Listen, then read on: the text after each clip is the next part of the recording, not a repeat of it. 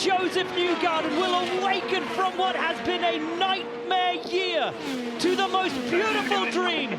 It will be a win at home in Nashville for Josef Newgarden.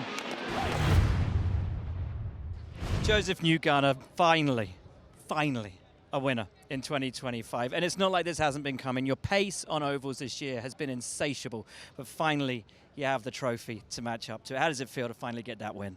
Well, it just feels nice to reward the team, I think, more than anything. I look down and I see the men and women that have worked on this car, and you know, they've deserved a result at some point, and it's kind of just slipped out of our fingers at multiple occasions. It's been a trying year. It's been a tough year for everybody, but you know, to end on a little bit of a good note here is really nice to look forward to 26.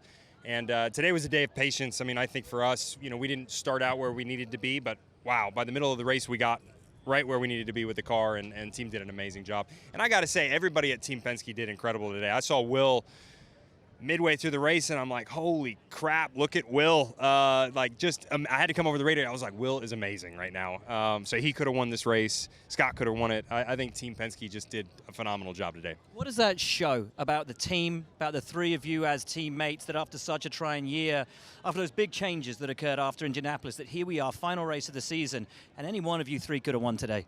Well, you see the strength across the board. You know, that's very typical for Team Penske. You know, we normally have great breadth in our strength. It's not just at one end of the team or the other.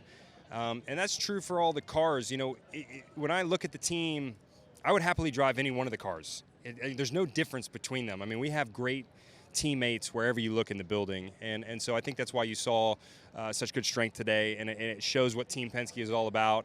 You know, it's been a tough year. There's been a lot for us to go through. But the core has always been there. That never wavered and never went anywhere. So you saw that strength today, and I don't see why you can't see that again in the future. You know, I mean, we've had good speed at a lot of points, and we just need to put it together a little more often. Talk to me about your celebration, because we're used to seeing you run into the crowd at Indianapolis. I know how much you wanted to do that again this year. That wasn't quite possible, but to do so here, and not just with any crowd, but with your crowd, your home crowd in Nashville, what did that mean to you? That's always the best part. I love getting to go into the crowd. It's not quite like Indy, but Nashville is very special. You know, being a hometown crowd, I felt like everybody was very supportive, which was honestly nice to see. You don't know what you're going to get, and everyone's been lovely here in the Nashville vicinity. I love being in this town.